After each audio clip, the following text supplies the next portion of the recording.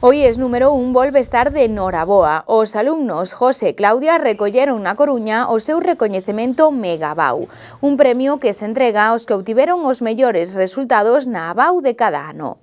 Hoxe puidemos falar cun deles, con José, cun 13,2 de nota, e así coñecer a súa experiencia nesta proba, e tamén o seu balance de 2 anos que foron intensos, preparándose para o seu futuro, que posiblemente se decante polas matemáticas. El curso de segundo de bachillerato es un curso en el que tuve que estudiar mucho, porque claro, son muchas materias, aunque no son muchas materias, son mucha densidad de contenidos.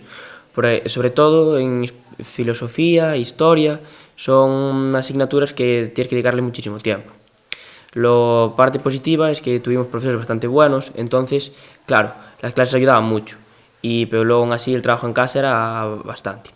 En las lenguas, quizás no necesitaron tanto trabajo durante el curso por tener un componente más práctico y porque el EBAU con esto del modelo COIF podías escapar de la literatura.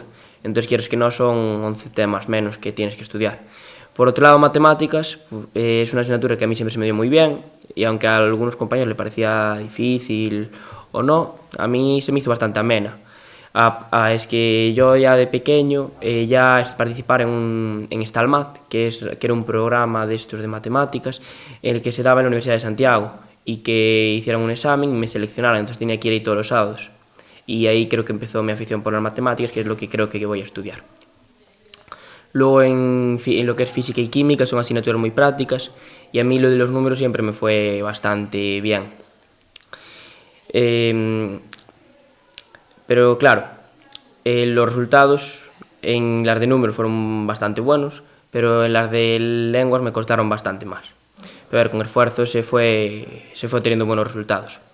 Luego para la EBAU decidí venir a clases con algunos profesores para que nos daban lo que les había quedado por dar, nos hacían alguna prueba, como por ejemplo el de física, que nos preparaba exámenes y los hacíamos, y así fui practicando. A ver, fueron 3 semanas, pero claro, ya al ir trabajando durante el curso, ir estudiando y todo, pues no es tanto como aparenta. Aparte, los exámenes son bastante fáciles, porque por ejemplo en matemáticas, física y química, si llevas todo el temario, luego a la hora del examen puedes leer el examen y descartar 3 preguntas. Y claro, eso ayuda mucho. Para José, estes resultados son o culmen do esforzo dende fai anos, sempre buscando a mellor versión del mesmo. O seu balance destaca o esforzo extra que requeriu segundo de bacharelato. A súa reacción a estas notas foi gratificante. Noraboa a ambos. La ESO también había que esforzarse bastante, ir mirando las cosas, ir más o menos llevándolas al día, pero claro, con el empujón del día antes, pues más o menos ibas bien, ibas sacando buenas notas. En cambio, ya en primero de bachiller uno ya se da cuenta de que el último día ya no es suficiente, tienes que 2 o 3 días de antelación mínimo para preparar bien un examen. Entonces, claro, si la semana de examen están todos, es inviable ir el día anterior todos.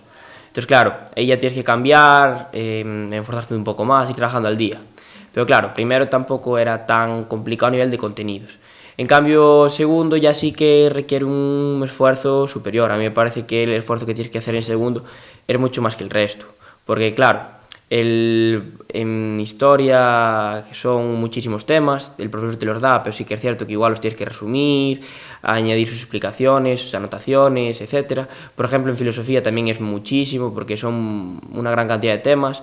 Aparte están los textos, tienes que analizarlos.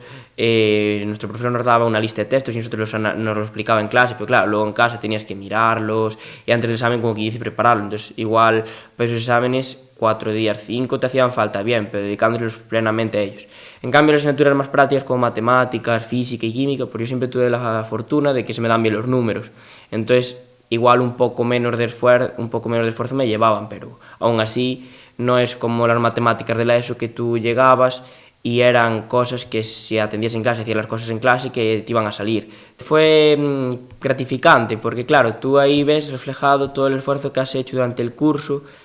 Y claro, si estás estudiando todos los días y esforzándote, pues a uno claramente le gusta ver cómo esos resultados se plasman.